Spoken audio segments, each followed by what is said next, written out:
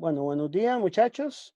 El día de hoy vamos a dar inicio formalmente al tema de metrología en presión. Vamos a repasar el concepto de lo que es la magnitud de presión y estaremos viendo el principio de funcionamiento de algunos de los instrumentos de medida en presión más comunes. Entonces vamos a empezar hablando del concepto de presión, ya un poco más formalmente y tomando en cuenta que ya hubo una introducción en la clase anterior. Entonces la idea es empezar a formalizar y, digamos, documentar de alguna manera más concreta los principios del tema de presión. En primer lugar, habíamos dicho que en primera instancia la presión podíamos definirla como una fuerza aplicada entre el área, pero esta definición tiene algunas dificultades porque la fuerza es un vector, la presión es un escalar y entonces de alguna manera parece haber alguna inconsistencia, algo que aquí no anda bien. Entonces, para poder resolver este problema, nosotros decíamos que si yo tengo una superficie, yo puedo tomar un diferencial de esa superficie. Vamos a tomar ese diferencial de la superficie, por ejemplo aquí, este vectorcito aquí de área que tendría, como un dA. Vamos a definir que un vector perpendicular a esa área es el vector unitario n techo. Y vamos a definir que si yo tengo una fuerza que no necesariamente está actuando en la dirección del vector n techo, esa fuerza diferencial que tengo ahí, esa magnitud de esa fuerza, podría ser incluso un vector, podríamos hablar de que es un vector de fuerza, actúa en alguna dirección sobre esta área y una definición más formal de presión sería que es de F de A, o sea, la derivada de la fuerza respecto al área, por N techo. Esa es la definición que nosotros vamos a utilizar y eso ya nos da un poquito más de formalidad porque podemos ver que la presión es producto punto de dos vectores, con lo cual podemos obtener un escalar. Hablemos un poco de las escalas de presión. Cuando hablamos de escalas de presión, podríamos imaginarnos un eje, digamos, cuyo valor en cero se encuentra en el vacío perfecto. Entonces, digamos que este es el vacío perfecto. Llegar al vacío perfecto es imposible, podemos acercarnos, pero no es posible llegar al vacío perfecto. Y vamos a hablar de que existe una presión que se llama la presión atmosférica local. La presión atmosférica local puede cambiar a lo largo del tiempo, ¿verdad? No siempre es una constante. Entonces, esta es la presión atmosférica local. Ahora, vamos a pensar que en esta escala de presión yo puedo tener una presión en un sistema específico. Vamos a representarlo en color verde. Y voy a decir que yo tengo un sistema presurizado. Este sistema presurizado puede ser una olla de presión, puede ser una caldera, puede ser una neumático de un automóvil. Este es un sistema presurizado. Y vamos a decir que esta sería la presión del sistema. Para poder medir la presión del sistema, yo necesito una escala. Entonces, yo podría medirla, por ejemplo, con respecto a la presión atmosférica local. Y si lo hago así, aquí lo que tengo en esta escala es lo que denominamos una presión manométrica. La presión manométrica es una presión cuyo punto de referencia no es el vacío, sino más bien la presión atmosférica. Y podría también medirla desde una escala también absoluta. Si yo lo mido en escala absoluta, la mido con respecto al vacío del sistema. Y aquí estaríamos hablando de que ese sistema presurizado tiene una presión que llamamos la presión absoluta del sistema. Ahora, adicionalmente, aquí hay algo que es importante ver. La presión manométrica del sistema es la presión absoluta del sistema menos la presión atmosférica local. Voy a llamarla P sub 0, ¿verdad? Esa sería la presión atmosférica local absoluta. Si yo quiero, digamos, de alguna manera hablar de una presión absoluta atmosférica local sería esta. Voy a llamarla aquí P sub 0, presión absoluta atmosférica local del sistema. ¿Qué ocurre? Que resulta que la presión atmosférica local tiene un valor específico y existe una presión que nosotros llamamos la presión atmosférica estándar. Y de ese concepto quiero hablar acá. La presión atmosférica estándar es un valor tomado por convención y voy a llamarla P sub n y tiene un valor de 101.325 pascales. Ahorita vamos a ver las unidades de presión, pero esto es lo que uno define exactamente como una atmósfera de presión. Y esa presión puede estar por encima o puede estar por debajo de la presión del sistema. O sea, no necesariamente la presión atmosférica local coincide con la presión atmosférica estándar. Podría ser que la presión atmosférica estándar, representémoslo en color amarillo, ande por aquí. Esta sería la presión P sub N atmosférica estándar y podría estar un poquito por arriba o por debajo de la presión atmosférica local. También vamos a considerar qué pasa en un sistema que se encuentre al vacío. Entonces, vamos a pensar que ahora tengo un segundo sistema que va a tener una presión por aquí. A este sistema vamos a decir que es un sistema con vacío. El vacío se mide con vacuómetros. Pero entonces, si yo quiero medir la presión de ese sistema, yo puedo medirla de dos formas. Puedo medir la presión absoluta del sistema, que sería esta, y siempre va a ser positiva, y a lo sumo cero, ¿verdad? Si llegaras al vacío perfecto. Pero también puedes medir algo que se llama presión de vacío, que sería con respecto a la atmosférica. Esto es lo que llamamos nosotros presión de vacío. La presión de vacío se mide con los vacuómetros. La presión manométrica se mide empleando manómetros. La presión absoluta de un sistema, dependiendo del tipo de sistema, se puede medir con barómetros o se puede medir, si es una presión absoluta pequeña, con un instrumento que se llama el medidor MacLeod.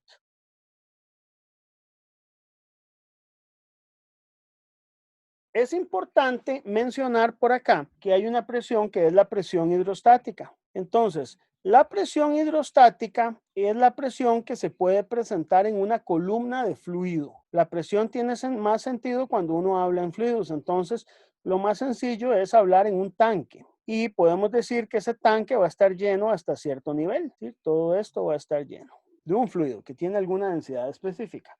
Entonces, ¿qué pasa? Vamos a considerar que el fluido tiene una profundidad que voy a denominar la H. Entonces vamos a decir que la presión aquí en el fondo, vamos a decir que es la presión hidrostática. La presión hidrostática que tengo ahí es una presión que va a ser la atmosférica. Vamos a pensar que P sub O es la presión atmosférica y a ella le vamos a sumar un término que es ρ, que es densidad del fluido. Este fluido tiene una densidad que vamos a denominarla ρ por la gravedad local por el valor de H. Entonces es importante conocer la gravedad local. El fluido que uno utiliza en las aplicaciones en metrología, típicamente se usan dos fluidos. Se usa el mercurio o el agua. Son los dos fluidos que uno utiliza la mayoría de las veces, pero estos conceptos podrían ser extrapolados a otros fluidos.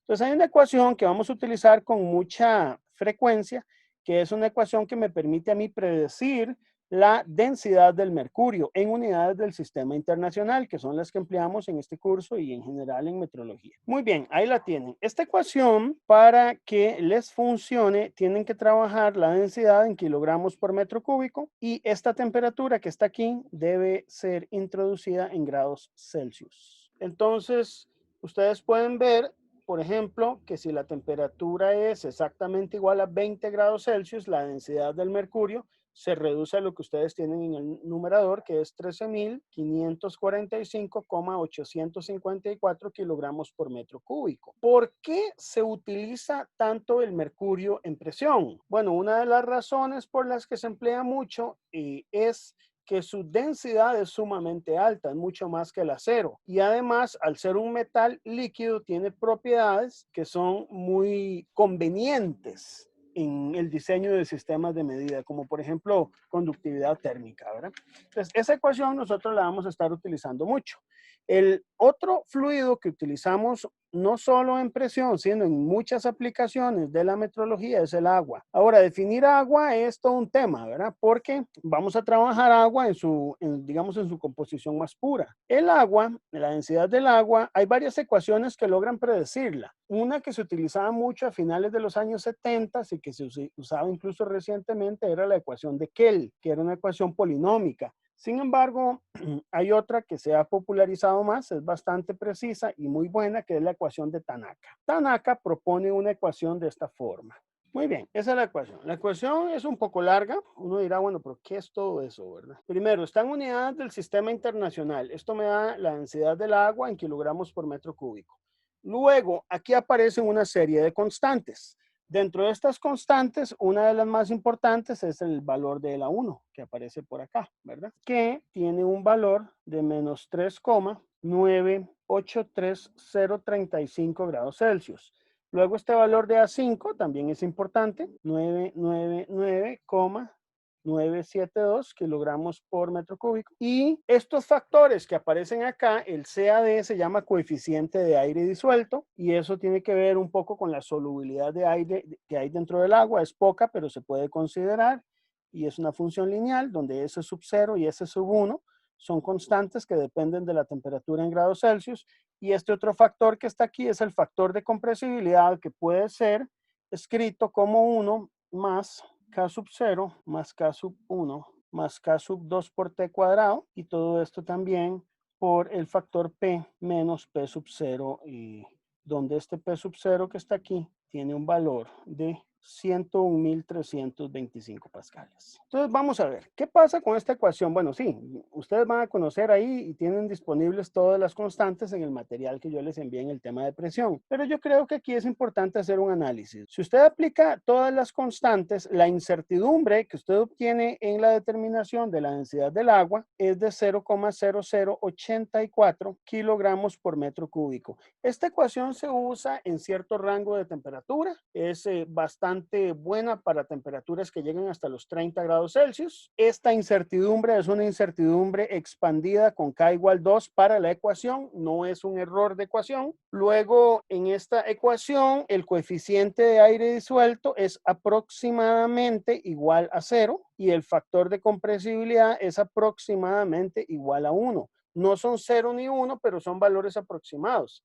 Y en una primera instancia, algunas personas tienden a despreciarlos. Por otro lado, esta ecuación de densidad del agua tiene una característica interesante. Yo me imagino que tuvieron que haberlo visto en sus cursos de termodinámica, cómo es el comportamiento de la densidad del agua en función de la temperatura, ¿verdad?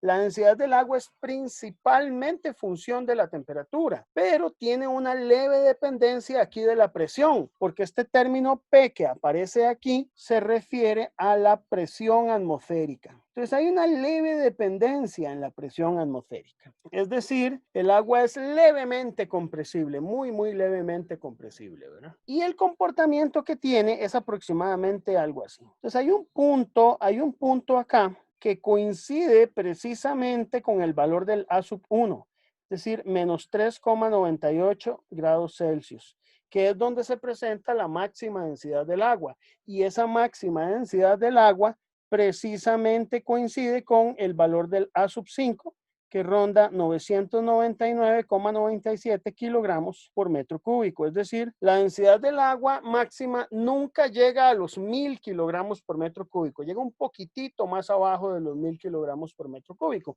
Y este punto, que sería el punto, digamos, para una temperatura de 0 grados Celsius, si a alguien le interesa saberlo, ronda 999,82 kilogramos por metro cúbico. Es decir, a ver, en cálculo rápido de Fermi, usted podría utilizar una densidad de 1.000 kilogramos por metro cúbico, pero si usted ya necesita realizar un cálculo de aproximación, por ejemplo, en presión o por ejemplo en calibración de recipientes volumétricos como los matraces, necesita de una ecuación más precisa. Si usted conoce esta ecuación, ya no necesita las tablas termodinámicas para encontrar la densidad del agua, ni el volumen específico del agua, que sería el inverso de esta ecuación. Esta ecuación se conoce con el nombre de la ecuación de Tanaka. La publicación de esta ecuación de Tanaka puede ser encontrada en la revista Metrología del BIPM o la pueden encontrar en otras referencias secundarias también, ¿verdad? Entonces, bueno, esas son ecuaciones que nosotros empleamos.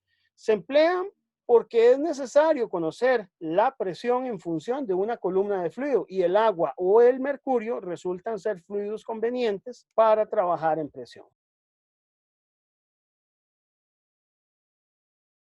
Quiero que hablemos un poco de las unidades de presión. Yo creo que esto es importante. Es algo que, bueno, tal vez ya muchos de ustedes conocen, pero es importante tal vez ver algunos detalles por ahí importantes. Entonces veamos las unidades de presión. La unidad de presión en el sistema internacional es el pascal. El pascal se define como un newton entre metro cuadrado. Esa es la definición. Evidentemente, para esta unidad hay múltiplos y submúltiplos. Por ejemplo, Se usa el kilopascal mucho, ¿verdad? Que son 1000 pascales. Se usa también el hectopascal. El hectopascal es muy típico porque se utiliza mucho en presión barométrica y obviamente múltiplos como el megapascal, que sería 10 a la 6 pascales, o sea, 1.000.000 de pascales, y el gigapascal, que es 10 a la 9 pascales.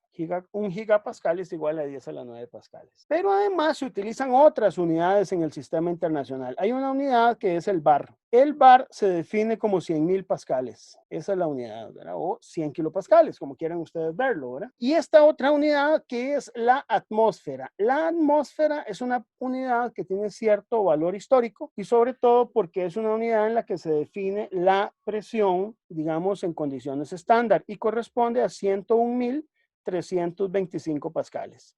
Esa sería la presión de una atmósfera y que es aproximadamente la presión promedio en la atmósfera terrestre a nivel del mar. Una atmósfera, por definición, son 760 torch. El torch se escribe con mayúscula, el nombre de unidad, con T mayúscula. Esta unidad del TOR es interesante porque se utilizó mucho en la historia. Sin embargo, esta unidad ya desapareció de los manuales del sistema internacional en el 2006. Entonces, antes del 2006 está perfectamente definida de esta manera. Ya desaparece de los manuales del sistema internacional, significa que eventualmente se harán esfuerzos para que esta unidad quede en el pasado y ya no se siga utilizando. La idea de nosotros es ir emigrando a un sistema que sea solamente el sistema internacional de unidades. Todas las demás unidades de otros sistemas que poco a poco vayan desapareciendo. Hay unidades, sin embargo, que no han sido, digamos, fáciles de desaparecer. Una de ellas es el milímetro de mercurio.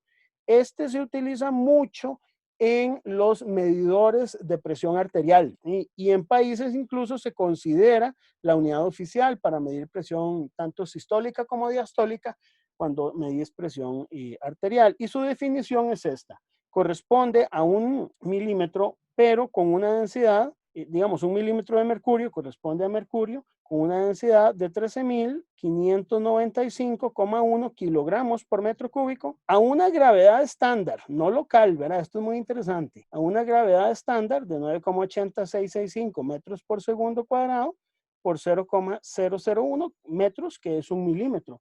Y esto equivale exactamente a 133,322,387,415 pascales. Yo sé que toda esta extensión de 12 decimales podrá ser muy pedante, ¿verdad? Pero bueno, esa es, digamos, a alta precisión la definición del milímetro de mercurio. El milímetro de mercurio vale aproximadamente igual a un torch. No son exactamente iguales porque la diferencia, digamos, entre el milímetro de mercurio y el torch tienen una pequeñísima diferencia. Pero esa diferencia es un error, digamos, el error del milímetro de mercurio respecto al torch. El nombre de la unidad torch se escribe en minúscula, anda en el orden de 0,000015%. Entonces, para muchas aplicaciones eso prácticamente es despreciable. Entonces, esto es importante tenerlo en cuenta. Yo les recomiendo, chicos, dejar de utilizar el TOR y más bien si necesitan por alguna razón hacer alusión a esta unidad, hacer uso del milímetro de mercurio. Hay otra unidad que no es del sistema internacional, sino que es del sistema técnico de unidades y tiende a utilizarse mucho en campos como el aire acondicionado. Sin embargo, ya esta unidad está siendo desalentada por el sistema internacional, pero en ingeniería mecánica se sigue usando. Se llama el metro columna de agua. Es del sistema técnico de unidades y es equivalente a 0,1 kilogramo fuerza sobre centímetro cuadrado, ¿verdad? Que a veces esto aparece en los manómetros también. Y eso por definición es 9.806,65 pascales. Cuando usted mide caídas de presión, por ejemplo, presión diferencial, que no es una presión que uno mide con respecto a la atmosférica, sino con respecto a algún valor de referencia o algún punto de referencia, como por ejemplo cuando usted mide pérdidas a lo largo de una tubería, a veces el metro columna de agua resulta ser una unidad muy grande y se usa un submúltiplo que es el milímetro columna de agua. Entonces, el milímetro columna de agua se representa de esta manera y corresponde a 9,806 0.8665 pascales. O sea, casi 10 pascales. Es decir, si usted quiere, digamos, tener un recurso mnemotécnico, 1 milímetro de agua es aproximadamente 10 pascales. Así, si quiere hacer un numerito rápido, ¿verdad? Entonces es interesante ver que 1 milímetro en columna de agua son 10 pascales. Es por eso que el pascal es una unidad sumamente pequeña para medir presión y uno necesita, pues por esa razón, utilizar otro tipo de unidades mucho más grandes. Por último, para dejar esto pues lo más completo posible, yo creo que es necesario que nosotros como ingenieros también hablemos de la unidad del sistema inglés. En el sistema inglés se usa la libra por pulgada cuadrada. La libra por pulgada cuadrada muchas veces se llama PSI y se define como 4,448,221,615 newton dividido entre 0.0254 al cuadrado metros cuadrados. Y esto da como resultado aproximadamente 6.895 pascales, ¿verdad? Entonces esa unidad también tengámosla en cuenta por ahí. Hay una unidad más que se usa en el sistema inglés que es un poco enredada, que es la pulgada de agua. ¿Por qué les digo que es un poco enredada? Porque no es lo mismo el metro columna de agua, perdón, la unidad esta que les digo en el sistema inglés es la pulgada de mercurio. Pero ¿por qué les digo que es un poco enredada? Porque esta pulgada de mercurio se mide usualmente a una temperatura de 0 grados Celsius. Entonces no es igual que la conversión de pasar de pulgadas a milímetros de mercurio. En este caso, entonces, al ser a 0 grados Celsius, el valor de correspondiente en pascales ronda los 3.386 pascales. La unidad del milímetro de mercurio, chicos, ya cada vez se usa menos. Tiende a utilizarse todavía en el diseño de ciertos sistemas de aire comprimido, aire acondicionado, pero el uso de las unidades inglesas poco a poco se va desalentando de manera gradual a lo largo de la ingeniería, sin embargo todavía está presente. De hecho, la libra por pulgada cuadrada sigue siendo una unidad que se utiliza mucho. Quería hacer nada más la siguiente observación antes de cambiar de tema. No sé si ustedes en algún momento han escuchado o han oído hablar de la unidad PSIG o PSIA, ¿verdad? Esto a veces aparece en algunos manuales y yo creo que una de las cosas que tenemos que saber de este curso es interpretar la información que está en los manuales. Cuando se añade una G al PSI, se entiende que es presión manométrica, es decir, cuando yo te digo que una presión está dada en PSIG, es porque es manométrica. Y si te digo que es PSIA, es porque es absoluta. Eso es más en la jerga, digamos, de la calle. Pero a nivel, digamos, de la metrología, se está desalentando el uso de ese tipo de notación porque tiende a ser confusa. Uno cuando va a decir el valor de una presión, tenés que indicar previamente si esa presión es manométrica o es absoluta. En el sistema internacional, mientras no se indique otra cosa, nosotros vamos a partir del hecho de que la presión siempre va a ser una presión absoluta, la que yo te vaya a decir. Y si fuera manométrica, yo tengo que especificarlo. Hay magnitudes que son de alguna manera derivadas a la presión. Por ejemplo, el esfuerzo. Ya vimos que el esfuerzo no es lo mismo que la presión. Sin embargo, emplea las mismas unidades del sistema internacional.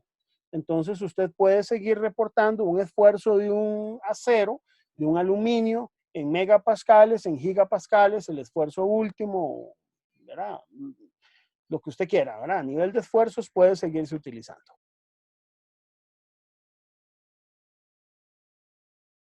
Y les recuerdo, chicos, que yo les dejé un video introductorio, que es importante que ustedes lo vean. Ese video introductorio muestra algunos aspectos importantes del tema de presión que es necesario conocer.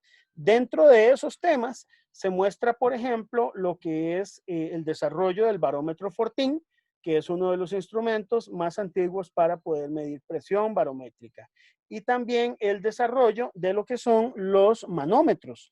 Los primeros manómetros que se desarrollan son los aneroides.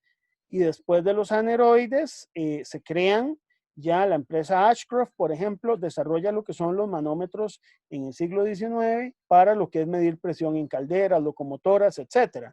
Uno de los hitos más importantes en la ingeniería fue la revolución industrial, ¿verdad? La revolución industrial cambia la forma de vivir del ser humano, ¿verdad? Porque nos adentra dentro de una sociedad productiva y fue una etapa en la cual la producción era importante porque las ciudades necesitaban crecer, porque nace la locomotora, porque se utiliza el vapor y no hubiera habido ese crecimiento si no es por la ingeniería mecánica, ¿verdad? Entonces, parte, digamos, del sistema económico en el que uno vive se ve alimentado por las nuevas ideas y esas nuevas ideas vienen desde la ingeniería en lo que es producción de energía. Siempre una de las cosas fundamentales que nosotros como ingenieros queremos hacer es producir energía, producir trabajo. Y esa forma de producir ese trabajo requiere de que usted tenga la instrumentación adecuada. El desarrollo de todo lo que ha sido, por ejemplo, la industria petrolera, la industria del vapor, los trenes de vapor, los motores de combustión interna, nunca hubiera sido posible si no es por un buen desarrollo de la parte metrológica, ¿verdad? Desde el siglo XIX, digamos, incluso finales del XVIII, principios del siglo XIX, hasta el siglo XX, yo diría que los motores de combustión han sido muy utilizados. Y ahora este siglo XXI vamos a un cambio de época, ¿verdad? Donde los motores de combustión interna van a empezar a cambiar. Se quiere migrar a motores de gas, por ejemplo. Se quiere utilizar el gas como una fuente de puente, energía alternativa puente, porque sigue siendo hidrocarburo, para poder emigrar ya a fuentes alternativas como la solar o la eléctrica, ¿verdad? En esto hay montones de discusiones que van al respecto, si esto es bueno o malo, pero el tema es que el ser humano va hacia eso. Ya nos hemos agotado las reservas de combustibles fósiles y vamos a tener que migrar a nuevas tecnologías. Y todo esto se va a lograr siempre con un apoyo de la parte meteorológica. Si ustedes se ponen a pensar, la parte meteorológica apoya desde la conducción en un vehículo donde usted necesita conocer velocidad, nivel de aceite, tensión en batería, etcétera, hasta en las actividades científicas. Y por eso es que es importante un desarrollo adecuado de la magnitud, no solo de presión y temperatura y dimensional, que es lo que hemos visto, sino de todas las magnitudes en el sistema internacional de unidades. Quisiera mostrarles ahora algunos de los instrumentos que típicamente nosotros empleamos en el tema de medición de presión. Eso es lo que quería centrarme hoy. Entonces vamos a hacer un repaso por algunos de estos instrumentos. La idea aquí es comentar algunos de los instrumentos más típicos de uso y tratar de darles alguna explicación, porque yo creo que una de las cosas del tema de presión, chicos, no es solamente que ustedes se lleven que presión es fuerza entre área o que es rojo por G por H, cómo se calibra un manómetro y cuáles son las fuentes de incertidumbre. Me parece que eso no es suficiente, ¿verdad? Sino que yo quisiera que ustedes se llevaran un poco algunos conceptos de las tecnologías que típicamente se emplean y que se han empleado para medición de presión. Sobre todo porque yo esperaría que en algún momento en la industria ustedes se topen con esto. Uno de los instrumentos que nosotros tenemos es el medidor MacLeod. El medidor MacLeod es un instrumento que se emplea para medir presiones sumamente bajas, que van en el orden de los 13 pascales a los 133 pascales. Para que ustedes se den una idea, 13 pascales es una décima de milímetro de mercurio y 133 pascales es un milímetro de mercurio. O sea, son presiones sumamente bajas. Entonces, ¿qué es lo que uno hace? En el punto del puerto de detección de presión que tenemos aquí en el centro, vamos a colocar la fuente a la que nosotros queremos medirle la presión. Y se coloca de forma horizontal este sistema. El fluido que este sistema tiene aquí es un fluido que es mercurio. Entonces lo que hacemos es que lentamente rotamos este sistema hasta esta segunda posición de indicación. La posición de indicación no necesariamente es totalmente vertical. De hecho, tenemos una línea del cero donde tenemos que ajustar ese volumen, porque aquí básicamente lo que estamos haciendo es metiendo una presión dentro de la cavidad y ahora esa presión tenemos que convertirla a una columna de fluido de mercurio. Y entonces aquí se va a presentar una diferencia Y, que básicamente si yo conozco el área de esta columna, conozco este valor de Y, ya yo tendría el valor de ese volumen asociado a esta presión 2. Pero la presión 1 tengo que tener más información al respecto para poder conocerla. Necesito de características propias de este instrumento. Si yo conociera la presión 1, entonces en función de la presión 2 yo tendría un medidor para poder medir esa presión 1. Entonces, ¿qué tenemos que hacer? Bueno, tenemos que plantear las ecuaciones que me permitan a mí definir cómo medir presión en un medidor MacLeod. Entonces, permítanme irme a esta segunda posición y voy a plantear tres ecuaciones. Una primera que va a ser la ley de Boyle, Una segunda que es el volumen de esta columna de P sub 2 que nosotros vamos a tener aquí, que básicamente va a estar asociada a esta columna de mercurio, ¿verdad? Suponiendo que aquí hay vacío, ¿verdad? Dentro del capilar de medición, en esta parte, entre el punto de presión P sub 2 y la columna de mercurio abajito en Y, ahí básicamente tenemos prácticamente vacío. Entonces vamos a definir, vamos a construir el modelo que me permite a mí medir la presión en el medidor MacLeod. Es muy importante, señores y señoritas, que en este punto ustedes dejen de ver a los instrumentos de medición como cajas negras. Hay una tendencia de ver el instrumento como una caja negra en la que uno lo que hace es extraer información de un dispositivo y uno no sabe cómo es que esa información se está generando. Y cuando uno quiere generar un patrón de presión, tenemos que entenderlo siempre desde los primeros principios. Vamos entonces a describir cuál sería el modelo físico para poder medir presión en un medidor MacLeod. Entonces, permítanme plantear tres ecuaciones sencillas. La primera ecuación va a ser la ley de Boyle. Usted sabe que la ley de Boyle, bueno, vamos a utilizarla, es una simplificación que se presenta para un proceso a temperatura constante, ¿verdad? Que es lo que nosotros vamos a suponer. Vamos a suponer que durante el proceso de medición la temperatura no cambia y además que podemos modelarla, digamos, el gas que estamos midiendo, esa baja presión, como un gas ideal, ¿verdad? Eso no necesariamente es cierto, pero recuerden que toda medición parte de un modelo. Un modelo no necesariamente es la realidad, pero es el mejor esfuerzo conceptual que podemos hacer para poder obtener esa realidad. Luego, el volumen de la columna 2, vamos a decir que va a ser el área seccional multiplicada por esa altura Y que medimos en el medidor MacLeod. Y por último, la diferencia de presiones P2 menos P sub 1, puedo escribirla como la densidad por la gravedad, esto lo llamamos peso específico, multiplicado por Y. Esas tres ecuaciones se pueden combinar. ¿Qué es lo que usted quiere determinar a partir de estas tres ecuaciones? Queremos determinar el valor del P sub 1. Entonces, lo que podemos hacer es lo siguiente. Podemos despejar de aquí el P sub 2 de la ecuación tercera, sustituirlo en la primera y de ahí despejar el P sub 1. Entonces, permítanme hacer eso. Aquí lo que tendríamos sería entonces, si despejo el P sub 2 sería P sub 1 más rho G por Y, ¿cierto? Esto sería el P sub 2. Ese P sub 2 lo sustituyo en esta ecuación, entonces quedaría multiplicado por el volumen 2, pero el volumen 2 es A por Y, ¿verdad? O sea, estoy haciendo P sub 2 por V sub 2 es igual a P sub 1 por V sub 1.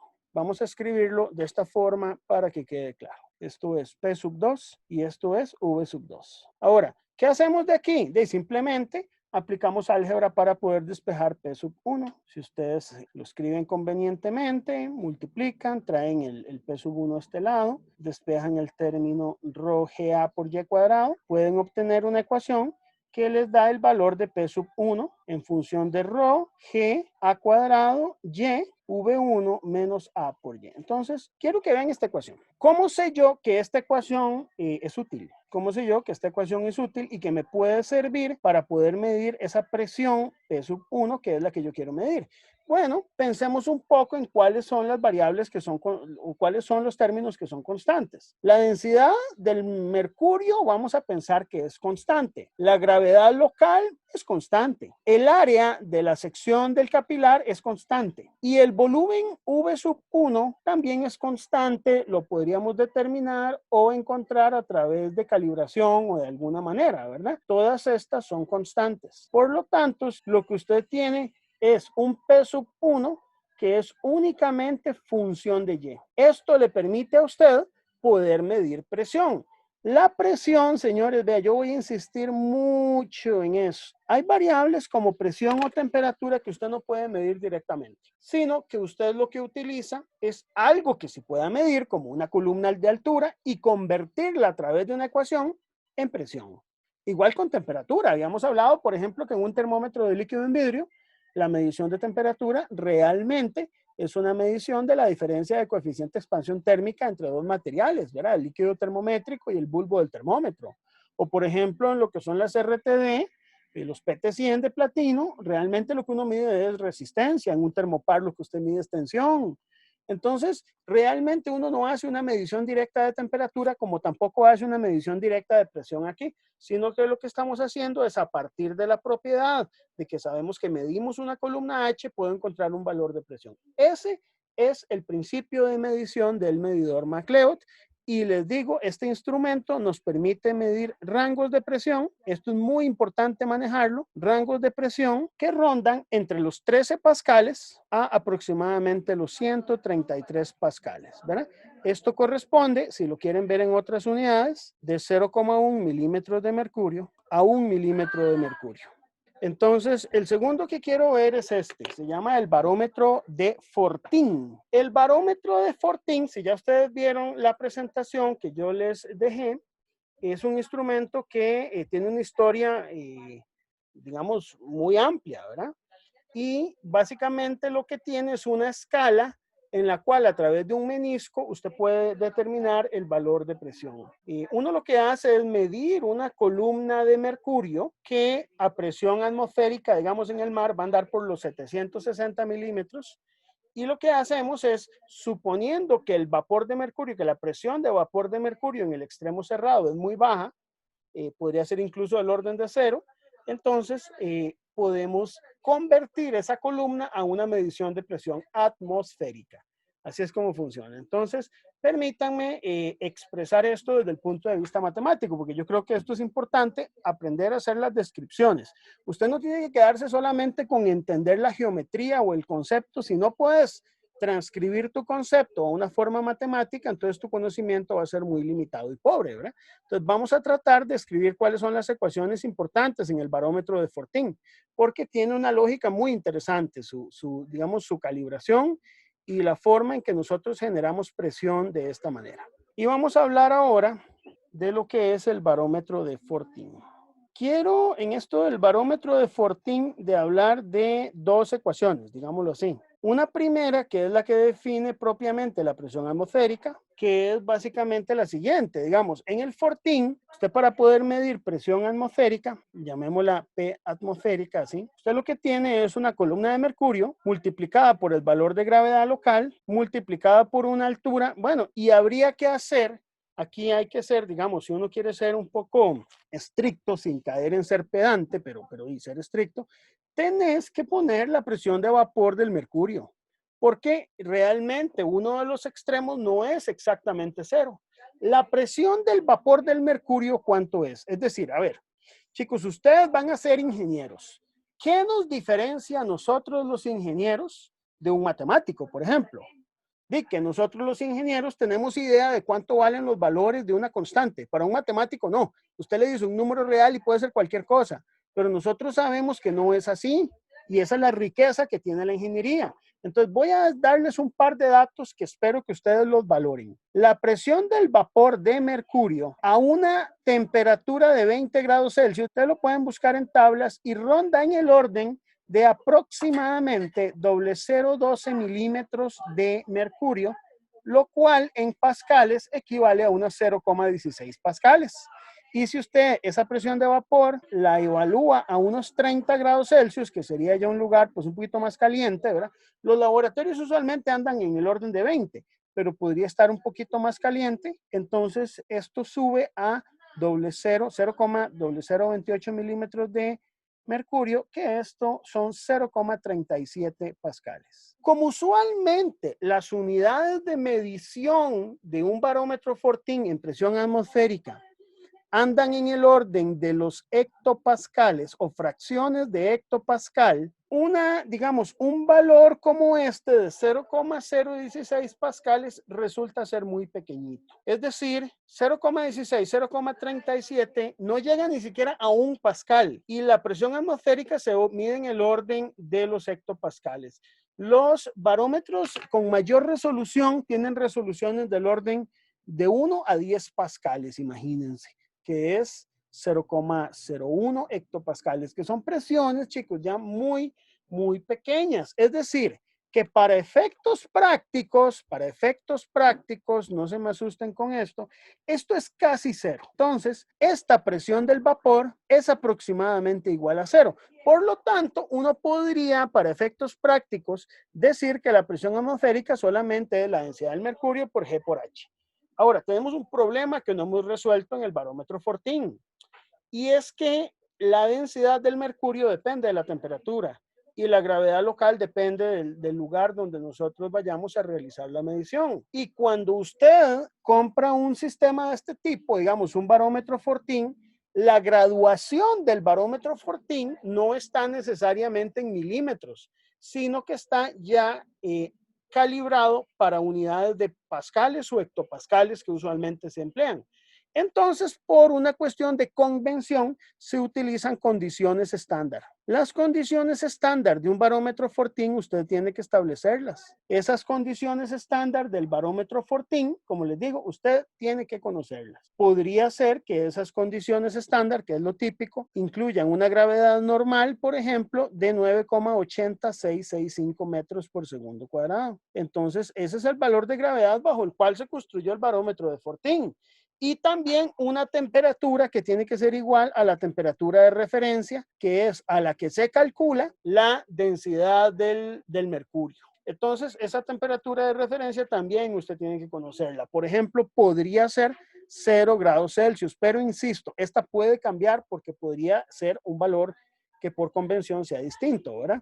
9,80665 metros por segundo al cuadrado está más generalizado. Entonces, ¿qué hace? Que la presión verdadera que usted vaya a aplicar en un barómetro de Fortin dependa de ciertas correcciones. Entonces, usualmente la presión se expresa así. Es la presión sub O. ¿Qué significa sub O?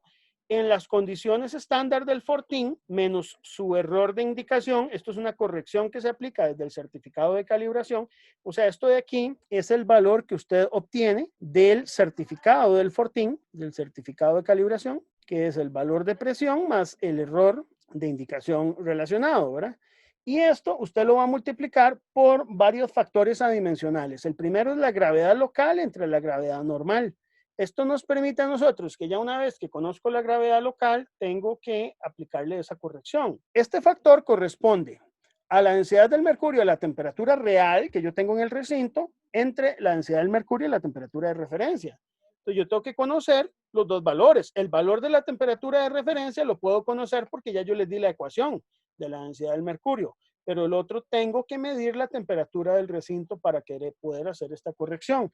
Y luego se aplica un factor asociado a la expansión térmica, que es básicamente un 1 por alfa por temperatura de la regla menos la temperatura de referencia.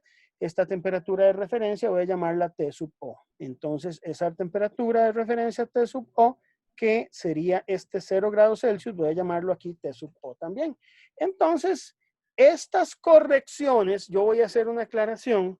Esta de aquí tiene un valor de aproximadamente 1, de aproximadamente 1 y de aproximadamente 1. Pero el hecho de que sean aproximadamente 1 no hace que no haya que considerarlas. Simplemente que para poder ajustar bien el valor de presión indicado por el barómetro Fortin, tenemos que conocer todas estas variables y evidentemente cada una de esas variables tiene una incertidumbre y ustedes ya podrán entonces aplicar la ley de propagación de incertidumbre para poder encontrar la incertidumbre estándar combinada.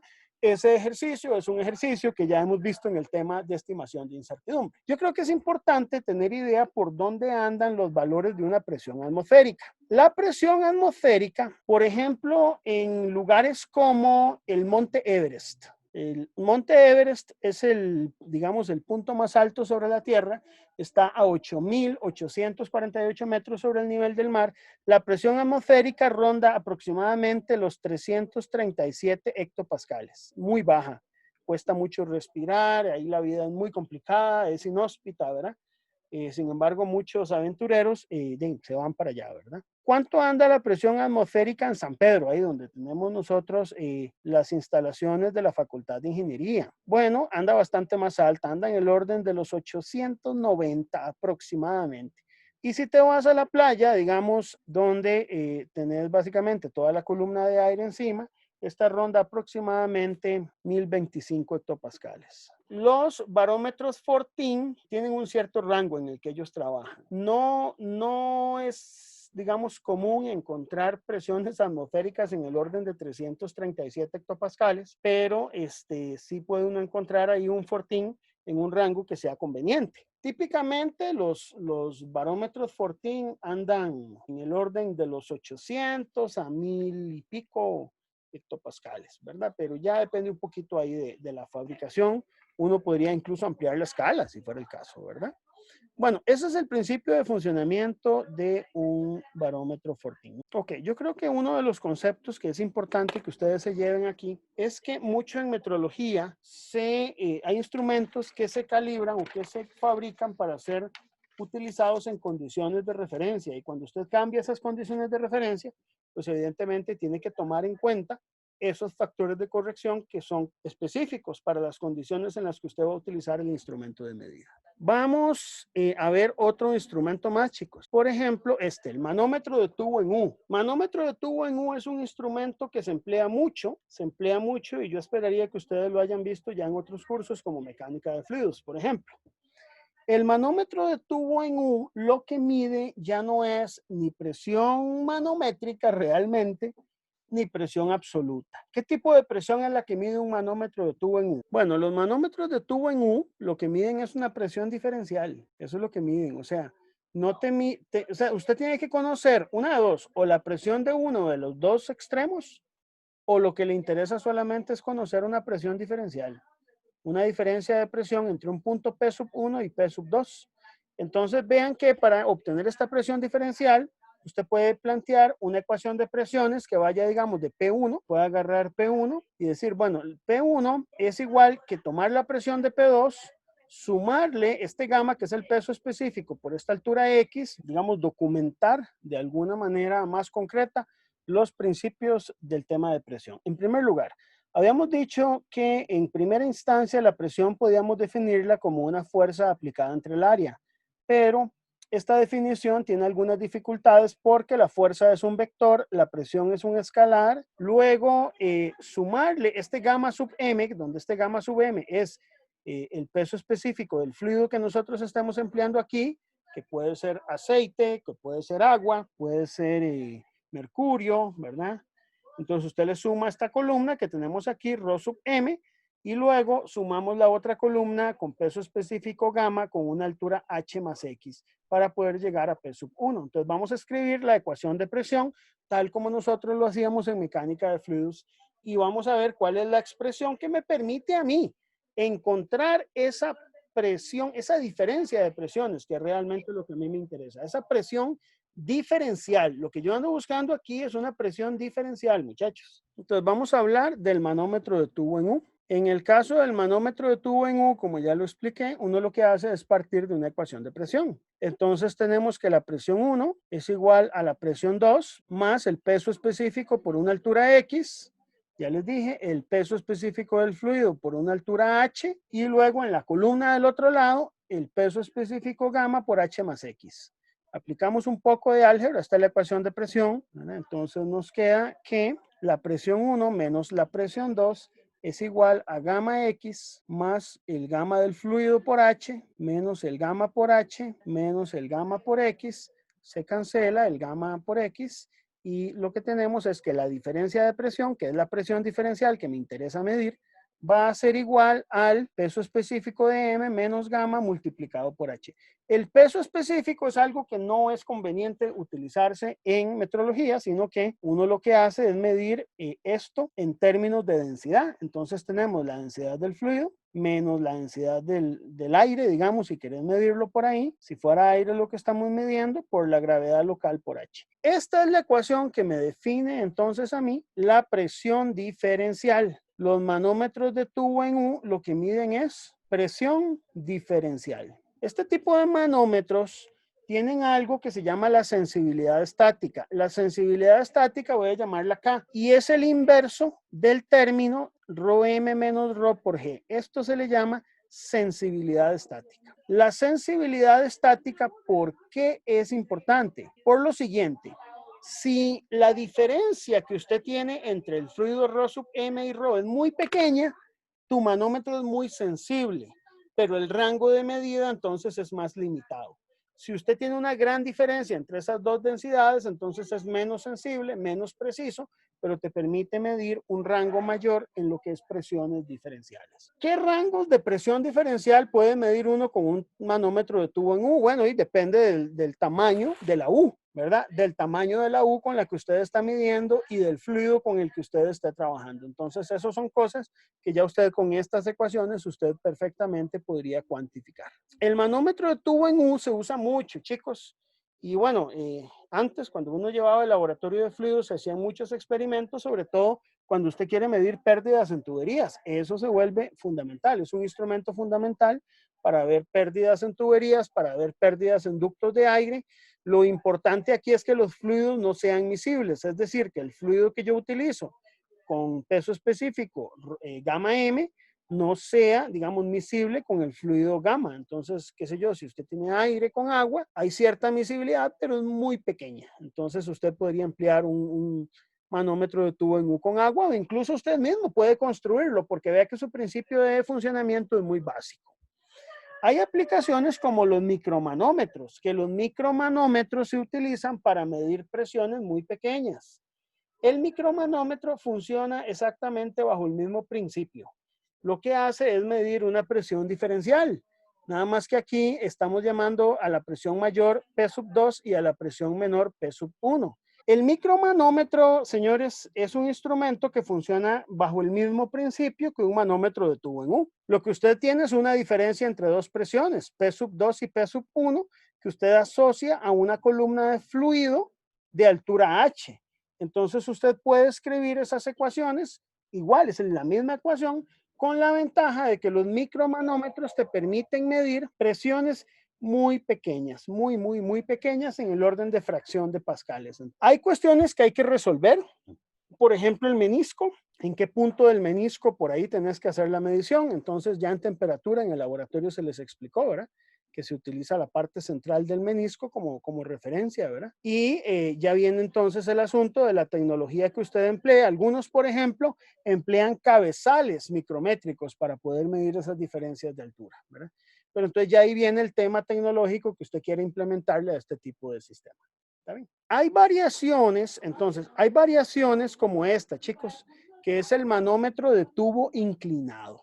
El tubo inclinado me permite a mí escribir las ecuaciones de presión, de diferencia de presión, en función de una longitud que no es totalmente vertical, aumentando la sensibilidad del instrumento. En el micromanómetro, lo que nosotros tenemos es que la diferencia de presión, o sea, la presión diferencial que yo voy a medir, que es P2 menos P sub 1, es básicamente una densidad de un fluido menos, digamos, la del fluido a la que yo le estoy midiendo presión por G por H. ¿Verdad? Eso es básicamente la ecuación típica. ¿Qué pasa en el caso de un manómetro de tubo inclinado? En el manómetro de tubo inclinado resulta que el H yo lo estoy midiendo en una escala que está en forma oblicua. Si quieren verlo, sería como así. Es decir, si yo tuviera un triángulo rectángulo, yo no mido este H, sino que estoy midiendo un valor sobre una escala, ¿verdad? Sobre una escala donde esto es L. Y entonces, este H que yo mido realmente es L multiplicado por el seno de ángulo, ¿verdad? Entonces, ¿qué pasa? La ecuación de presión diferencial que yo voy a medir, el P sub 2 menos P sub 1, va a ser la diferencia de densidades por la gravedad local por ese término de L por seno de zeta. Aquí vuelvo a insistir en algo. Puede ser que este instrumento esté calibrado para condiciones estándar y usted a esta presión diferencial tenga que aplicarle los factores respectivos de corrección por gravedad local. Eso también podría ser que esté ocurriendo. Otro de los instrumentos que vamos a estar empleando son lo que se llaman calibradores de peso muerto. En este me voy a detener un rato. En el laboratorio de presión, ustedes van a ver el uso de uno de estos sistemas. El calibrador de peso muerto es un sistema en el que usted lo que tiene es un pistón. Sobre este pistón coloca una serie de pesos. Ahí aparece como fuerza aplicada. Esa fuerza aplicada es el peso de unas masas específicas que actúan sobre el pistón y en la base del pistón el promedio entre el área, digamos, de la camisa y el área del pistón, el promedio de esas dos áreas, se conoce con el nombre de área efectiva. El área efectiva es el área sobre la cual se está aplicando la fuerza. Esa área efectiva es un área que usualmente tiene una alta incertidumbre y es una limitante tecnológica en la época actual. De hecho, chicos, uno de los problemas que tenemos nosotros en presión, en la metrología y a nivel industrial y a nivel de todos los niveles, es que llegar a incertidumbres menores al 0,05% es muy difícil, precisamente porque el área efectiva es muy difícil de calcular y si usted quiere hacerla más pequeña la incertidumbre, vas a trabar el sistema, porque necesitas un huelgo adecuado para que el sistema pueda tener una tensión pues baja a la hora de generarse una rotación sobre el pistón. Entonces, ahí está el área efectiva. Luego, hay un puerto donde tenemos la presión de referencia, aquí hay un aceite, un depósito de aceite y un émbolo ajustable. En ese puerto de presión de referencia es donde usted coloca el manómetro que usted quiere calibrar. Entonces, de alguna manera, la presión se genera sobre el pistón y se transmite por principio de Pascal hacia ese puerto de referencia. Así es como funciona el calibrador de peso muerto, ¿verdad? Esa es la forma en que nosotros a un primer nivel digamos, generamos los patrones de presión a partir de las magnitudes base. Presión tiene el detalle de que no es una unidad base, sino que para poder generar la presión necesitamos tener trazabilidad en unidades de dimensional, como el área efectiva, por ejemplo, o en unidades de masa, o en la gravedad local, o en otros factores que necesitamos para poder establecer un valor adecuado de presión. Entonces, los calibradores de peso muerto los hay usualmente de dos tipos. Los de alta clase de exactitud y los de baja clase de exactitud, ¿verdad? Esa clasificación de repente puede ser un poco arbitraria. Sin embargo, así se trabaja en este mundo de la metrología. Para los calibradores de peso muerto existe lo que se llama una clase de exactitud. Vamos a empezar hablando de eso. Calibradores de peso muerto. A los de baja exactitud se les llama usualmente calibradores de peso muerto industriales, ¿verdad? De uso industrial. Estos son los más comunes y son los que vamos a trabajar en el laboratorio, en los que vamos a trabajar en el laboratorio por ser los de uso más común. En este tipo de calibradores de peso muerto, la presión, también los calibradores de peso muerto, chicos, se llaman balanzas de presión. Voy a escribirlo por aquí. También se llaman balanzas de presión. Los calibradores de peso muerto, la presión de la balanza de presión es su valor nominal por una serie de correcciones. La gravedad local entre la gravedad nominal, esta gravedad nominal vale 9,8665 metros por segundo cuadrado, ¿verdad? Y este otro término que ya lo vamos a explicar, que tiene que ver con la corrección por efecto boyante, entonces vamos a colocarlo por aquí. Eso lo vamos a ver más adelante en el tema de masas, sobre todo por conceptos como el concepto de masa convencional y masa real. Eso lo vamos a ver después con más detalle. Y bueno, un término que es una corrección por efectos de expansión térmica.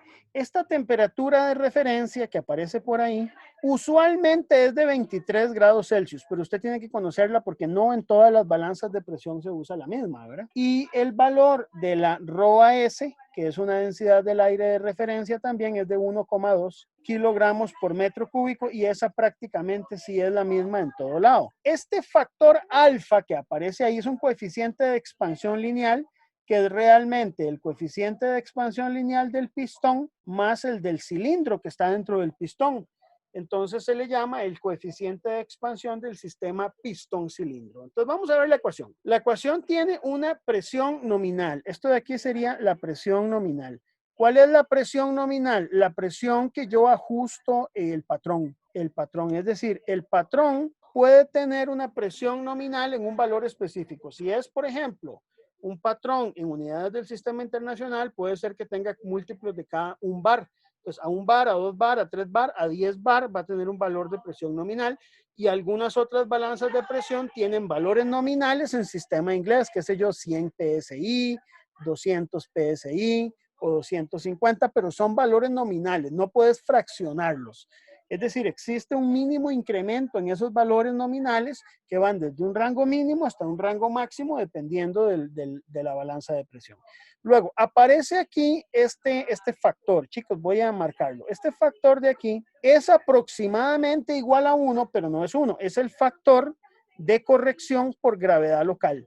Este factor vale casi 1. Este factor que viene después es un factor asociado a la corrección por efecto boyante del aire. Voy a llamarlo FC del aire. Y este último factor que aparece aquí es un factor de corrección asociado a las condiciones de temperatura, digamos, a la expansión térmica. Estos factores son aproximadamente igual a 1. Vuelvo a insistir, no los vamos a hacer 1, pero son aproximadamente igual a 1, de tal manera que siempre se cumpla que la presión de la balanza va a ser aproximadamente el valor de la presión nominal por algunos factores cuyas correcciones rondan el valor de 1, ¿verdad? Esa sería la balanza de presión que se emplea en aplicaciones industriales. Esa es la ecuación y es la que nosotros vamos a estar utilizando. Hay una ecuación que se utiliza para balanzas de presión de alta clase de exactitud, de alta exactitud. Las balanzas de alta exactitud evidentemente requieren de recursos tecnológicos más adecuados y por lo tanto requieren de una ecuación pues más formal. La mayor tecnología requiere de más herramientas matemáticas. Entonces es muy interesante porque esta ecuación es así. Es básicamente una sumatoria de varias cantidades de pesas que vamos a estar colocando, digamos, sobre el sistema del pistón cilindro. Entonces es la sumatoria de unas masas por la gravedad local, por un factor de corrección de densidad del aire. Y eso vamos a sumarle este término que es un gamma por C. Este gamma es interesante porque este gamma tiene que ver con la tensión superficial y el C con la longitud de circunferencia del pistón, ¿verdad?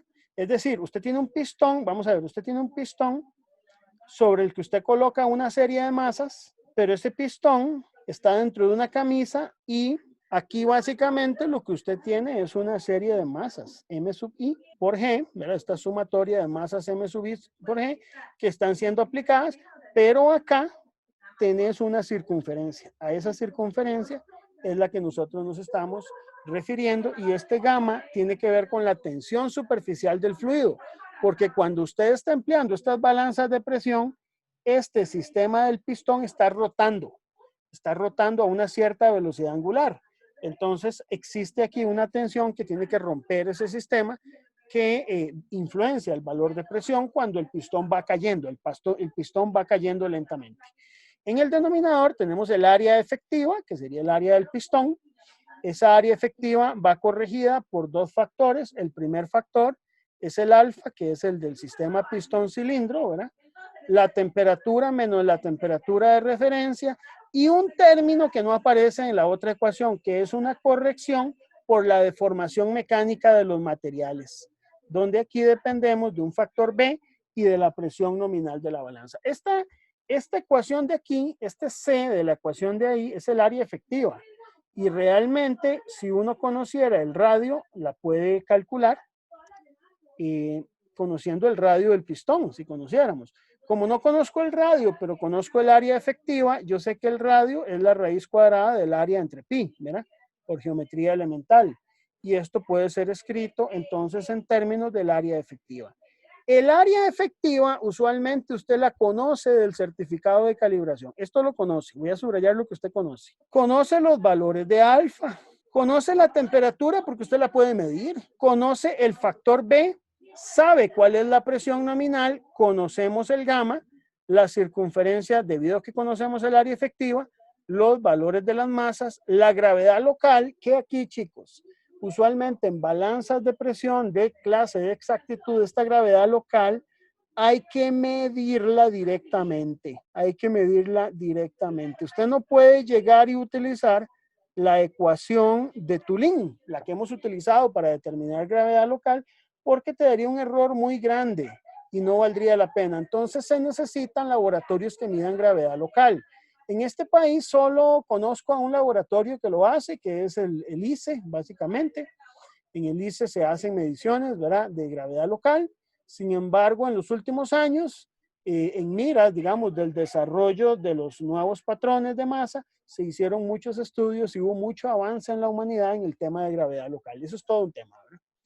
La densidad del aire, usted la puede medir de las condiciones ambientales, la densidad de las masas la puede conocer y entonces, sabiendo eso, usted podría evaluar la presión. Este modelo se utiliza usualmente en laboratorios de primer nivel.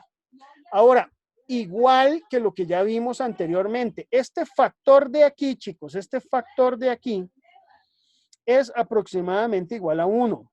Este factor de aquí es más bien casi 0. Y estos dos de aquí andan cercanos a 1.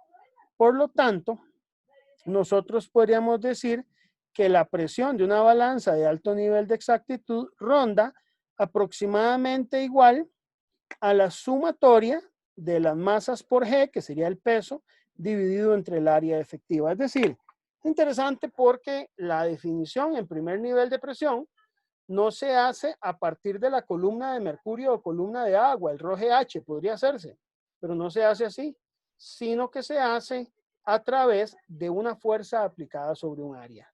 Los calibradores de peso muerto obedecen ciertas normas, son recomendaciones internacionales, realmente no son normas. Y en esas recomendaciones internacionales de la OIML se establecen clases de exactitud, chicos, para balanzas de presión o calibradores de peso muerto. Las clases de exactitud son un número. Digamos, la más alta es esta. Vamos a ver, esto es importante entenderlo. 0,005. ¿Qué significa eso? Que para cualquier presión que se genere con esa balanza, el error máximo va a ser a nivel de la presión nominal de 0,005%. Esas son las de mayor nivel de exactitud, ¿verdad? Luego tenemos de 0,01, 0,02, 0,05, 0,1 y 0,2.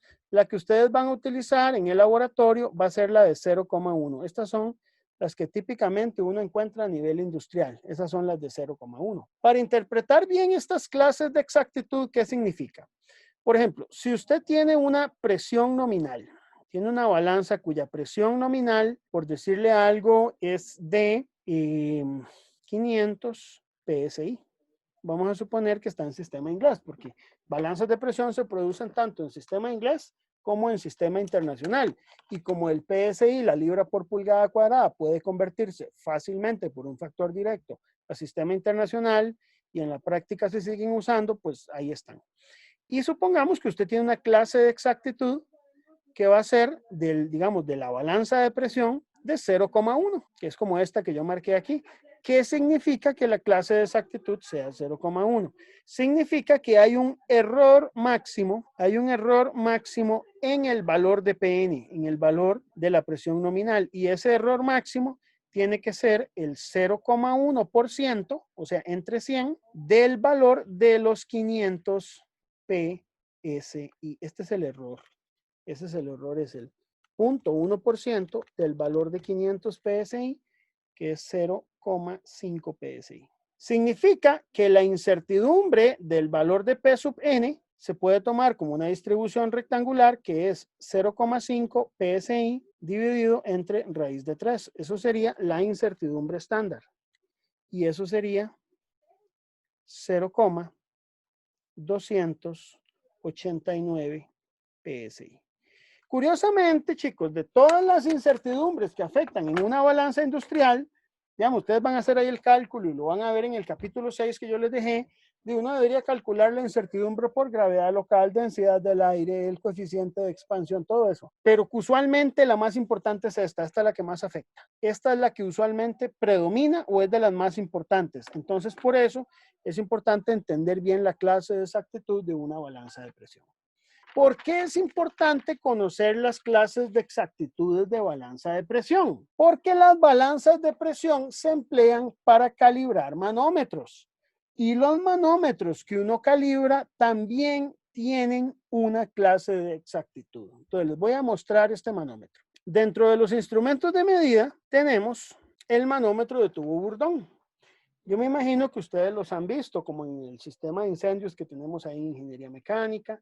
Los manómetros de tubo Bourdon fueron desarrollados por un ingeniero alemán en el siglo XIX y pueden ser empleados tanto en medio hidráulico como en medio neumático. ¿Qué significa eso?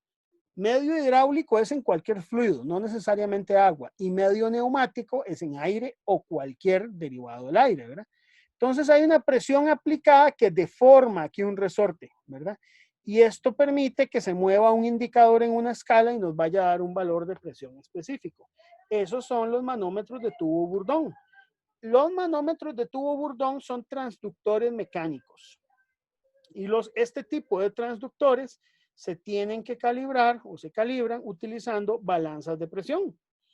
También los manómetros de tubo Bourdon pueden calibrarse contra otro manómetro de tubo Bourdon siempre y cuando ese otro tenga una mayor clase de exactitud. Ya vamos a hablar del TAR.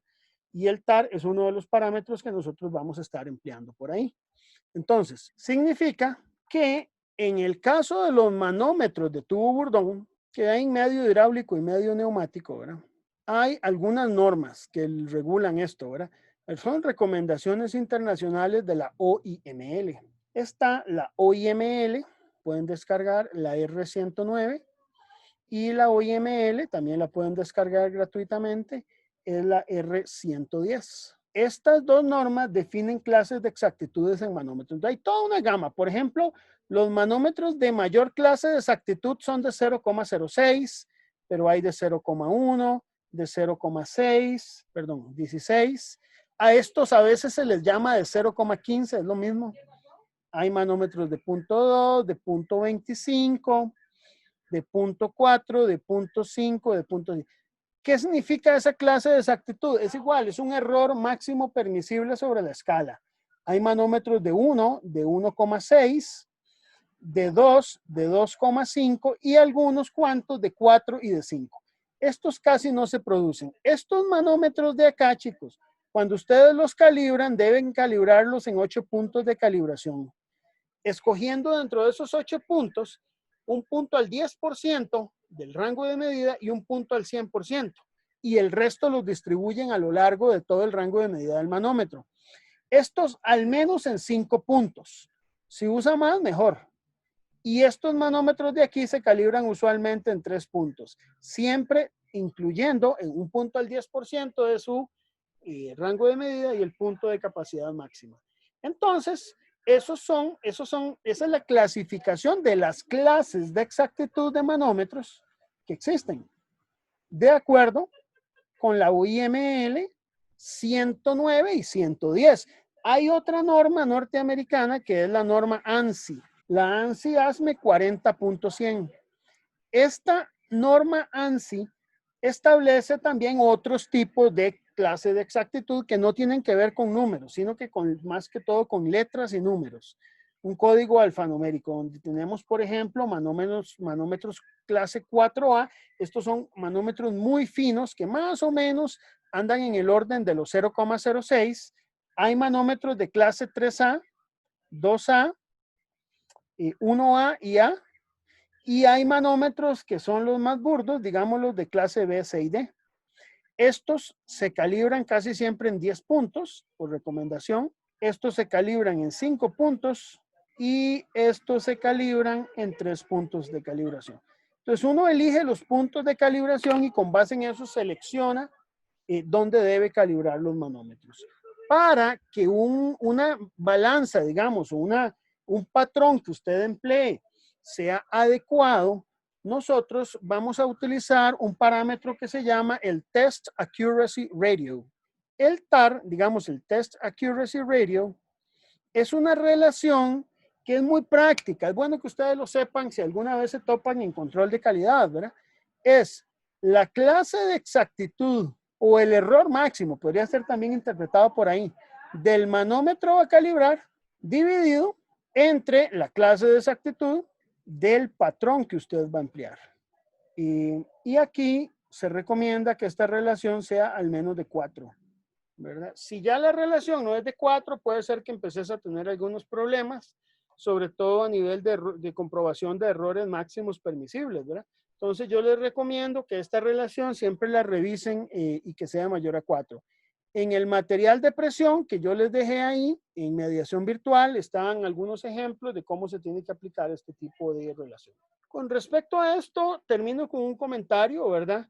Muchas veces, chicos, nosotros cuando vemos manómetros no tenemos muy claro cuál es su clase de exactitud o cuál es porque no lo dice en ningún lado. Entonces uno dice, bueno, ¿cómo hago? ¿Habrá alguna forma para poder establecer de manera práctica cuál es la clase de exactitud de un manómetro en específico? Sí hay formas de saberlo. Una de las formas para saber eso es estimarlo, no es muy exacto, pero ahí nos puede servir con el valor de división de escala. Esto es, si no tenés información de la clase de exactitud, con el valor de división de escala y con la capacidad máxima. Si usted conoce estas dos cosas, digamos, el valor de división de escala y la capacidad máxima, entonces la clase de exactitud podría estimarse como el valor de división de escala entre la capacidad máxima por 100. Esto solamente, si usted no tiene información acerca del manómetro, es una buena forma de tener idea, porque esta clase de exactitud lo que me está limitando es la clase de exactitud del manómetro a la división de escala misma del manómetro. En la práctica esto no es del todo cierto, pero es una forma, digamos, que muchas veces uno emplea si quiere resolver rápidamente la clase de exactitud de algún manómetro y revisar el TAR con respecto a los patrones que uno pueda tener. Por último, existen otros tipos de transductores que se utilizan, ¿verdad? Estos solo los voy a mencionar, que son los fuelles y cápsulas. Los fuelles son sistemas que tienen un movimiento en función de su diferencia de presión. Si yo tengo una placa que soporta una presión P sub 2 y hay una P sub 1 del otro lado, ese movimiento de ensanchamiento podría ser relacionado con un cambio en una resistencia, por ejemplo, y poder ser asociado a una presión, igual que en el caso de una cápsula, donde se puede deformar la cápsula y poder asociar ese movimiento a un cambio en otra variable. Los transductores lo que hacen es convertir una diferencia de presión, una señal de presión diferencial, en una señal de otra cosa que sí podamos medir, longitud, resistencia, capacitancia, etc. Entonces, por ejemplo, este es el diagrama de un sistema en el cual está funcionando un fuelle. Entonces aquí lo que nosotros tenemos es una diferencia de dos presiones. Cuando la presión 2 y la presión 1 cambian entre sí, esta resistencia RL variable puede cambiar desde un valor de 0 hasta un valor de RL máximo.